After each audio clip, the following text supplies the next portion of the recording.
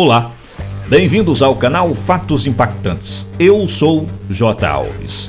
Hoje vamos falar sobre uma incrível cena de um ciclista sendo perseguido por um urso nos Estados Unidos. Quer saber mais sobre essa história de terror e pura adrenalina? Então deixe o seu like, inscreva-se no canal e ative o sininho para receber as notificações de novos vídeos. Vejam só.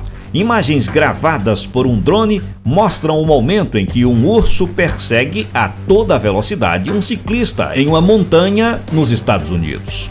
O ciclista estava percorrendo tranquilamente pela paisagem quando de repente um urso surgiu descendo as montanhas rapidamente na tentativa de alcançar o ciclista.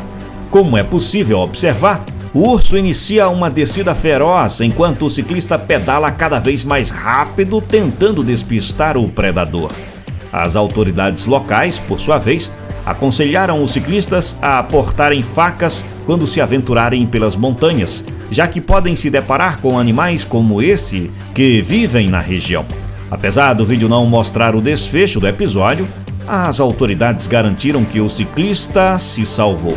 É isso, pessoal. Se gostou do vídeo, deixe o seu like, inscreva-se no canal, compartilhe o nosso link. Até o nosso próximo encontro.